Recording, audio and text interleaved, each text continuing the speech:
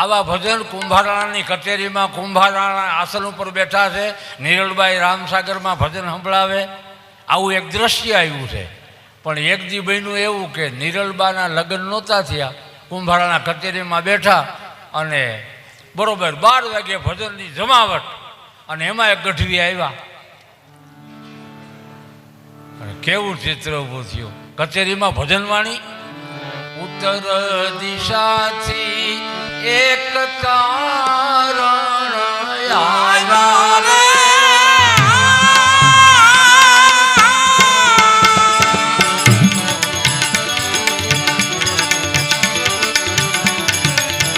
ઉત્તર દિશાથી એક તારણ આવ્યો રે.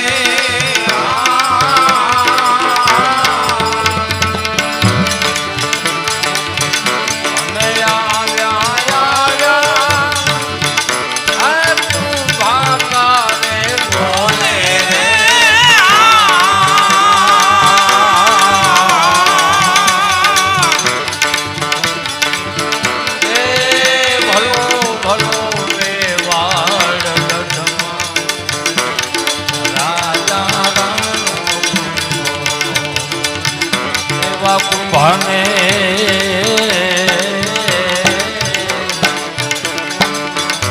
સરીખાવે હરિજન અમને હે તેરે મળો રે, હે તેરે મળો રે. હાય ગઢવી આવ્યા હો અને કચેરીમાં આવીને ભલો બાપ ભલો કુંભા વખાણ કર્યા. ભજન પૂરા થયા પછી ગઢવીએ હરેકથી પૂછ્યું કે મારા રજવાડા તો હું જાજા ફેર્યો છું, પણ તમારા જેવું રાજ મેં ક્યાંય જોયું નથી. રાજમાં ભજન થતા હોય એવો પેલો તમે. કુંભા મનોમય દાંત કાઢે. પછી ગઢવીએ બીજો પ્રશ્ન કર્યો કે ભજનમાં તમને બહુ પ્રેમ હશે કા? તો કે ના રે ના. તો ભજનમાં તમને ખબર પડતી હશે કા? તો કે ના રે ના. તો કે તઈ હું કામ કરાવો? એ કે અમારા વડવા કરાવતા હતા એટલે હું કરાવું. ગામના મંડળી આવે ભજનની, પાવલી એક દઈ ગાયને વયા જાય, બસ અમે આ જાળવી રાખ્યું. ઓહો, આવું છે ભજનમાં? કાંઈ તો કે કાંઈ ખબર ન પડે હો, ભજન મારે કાંઈ લેવા દેવા નહીં. ગઢવી કે ઓહો, તઈ હું આ હેરાન થતા છે. પછી રોકાણા એટલે એને ઉતારા વ્યવસ્થામાં કુંભારાણા ભેગા જાય અને આમ જોયું તો લાઇટું બહુ બળતી હતી, દીવા. એટલે ગઢવીએ પૂછ્યું કે હામું ગામ કયું દેખાય છે? તો કે ગામ થોડું છે. તો કે તો એ મારો રાજમહેલ છે. અરે પણ આવો બધો કે હોય નહીં, 1500 બાયું છે, 1500 રાણીઓ. ગઢવી કે હું એક પૈણો તો યદી ભવસાગર તરસ્યું કે કેમ, અને આ 1500 લઈને બેઠો. અને ગઢવી બોલ્યા તું તો કરોડિયા જેવો છો, રાજા નથી તું, માયાનો કીડો છો, તું આવો છો તેવો છો. કેટલા કડવા વેણ બોલ્યા. કુંભારાણાને તું ન કહેવાયો. અને ગઢવી કે તારું પાણીએ ન પીવાય. અને ભાગ્યા રાતો રાત. કુંભારાણા આખી રાત નીંદર આવે નહીં. મને તુકારો કીધો, કરોડિયા જેવો કીધો, માયાનો કીડો કીધો. આવો ગઢવી મારી સામે બોલીને વિયો ગયો. હું એટલો બધો ખરાબ હઈશ? સવાર પડ્યું, માણસ મોકલો, જાવ એ ગઢવીને ગમે ત્યાંથી ગોતી આવો. ગમે ગામના સીમાડા વટી ગયા હોય એને પકડી આવો. એ લઈ આવ્યા રાજના માણસો ગઢવીને. ગઢવી કહે છે કેમ પાછો બોલાવ્યો? તો કે મારે એક વાત પૂછવી છે. તમે મને માયાનો કીડો કીધો, રવરવ નરકનો અધિકારી થાય આવું કીધું. આવું મને કોઈ કડવું ન કહે. તમે શું કામ મને કીધું? કે હા તમે છો એવા. કે તો મારે શું કરવું એ કહો. એ કે એમ મારું કયું કરશો? હા તો મારા જ સાંભળી લ્યો. આ બાયુનો રાજમહેલ બનાવ્યો એ કેટલાનો હતો? 1500 રાજમહેલ, 1500 રાણીનો રાજમહેલ. જેટલી પરણાય એટલી તો પરણી ગયા છો ને? તો કે હા. હવે મારું માન રાખતા હો, મને જો પૂછતા હો તો હજી એક બાઈના લગ્ન મારે કરાવવા છે. એટલે હજી હમણાં તમે એમ કહેતા હતા ન બોલવાનું બોલતા હતા, હજી મારા લગ્ન કરાવવા? તો કે હા, આ 1500 બાયું છે ને એ તમને નરકમાં લઈ જવાનું છે, અને હું એક પરણીને લાવી દઉં તમને પરણાવું. એ બાઈ જો સ્વર્ગના નગારાનો વગડાવે તો મને કહેજો. કબૂલ? તો કે કબૂલ. હા પાડી કુંભાએ લગ્ન કરવાની.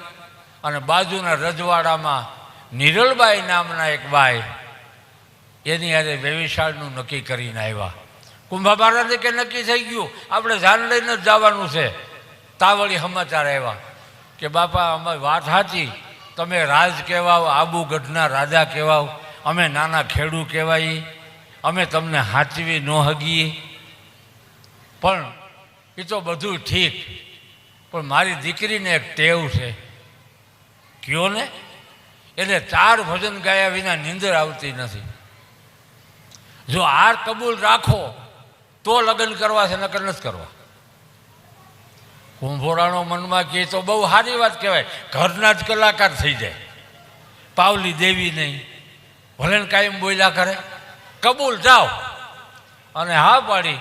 એ લગ્ન થયા. એ લગ્નમાં એ જાન પરણીને આવી અને એ જ આખા ગામમાં ખબર પડી ગઈ કે આ બાઈ પરણીને આવ્યા છે, એ તો પાછી ભજન બોલે.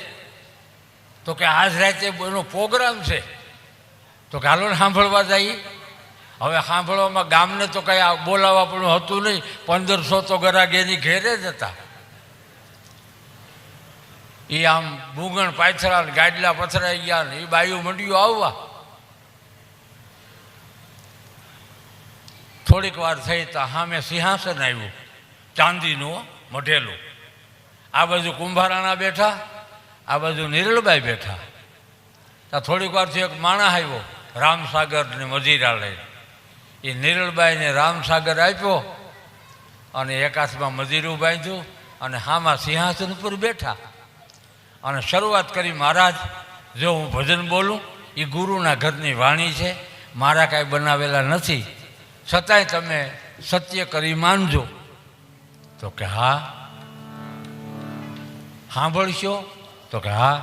કાનથી કે ધ્યાનથી? તો કે ધ્યાનથી. તો મારે તમને પ્રશ્ન 3 કરવા છે. પહેલો પ્રશ્ન મારો એ છે કે આ રાજ આની પહેલાં કેની પાસે હતું? તો કે મારા પિતાજી પાસે. એની પહેલાં તો કે એના પિતાજી પાસે. એમ કરતાં કરતાં તમે જાઓ તો છેડો ક્યાં અડે? ભગવાન શિવજી સુધી. તો એ વાળી તમારે હાથ આવી છે. આ જીવન થોડોક ટાઈમ છે, પછી તો ગુજરી જવાનું છે. તો તમે એવું કોઈ કાર્ય કર્યું છે કે આ વાડી અમર રહી, આ વેલ અમર રહી, એવું કર્યું કંઈ? જો તમે દાનપુર નહીં કર્યું, તમારી પેઢી વહી જાય. તો હું જે વાત લઈને આવી છું એ વાત જો તમારે સમજવી હોય તો મારે 4 ભજન કરવા છે. તો કે કરો.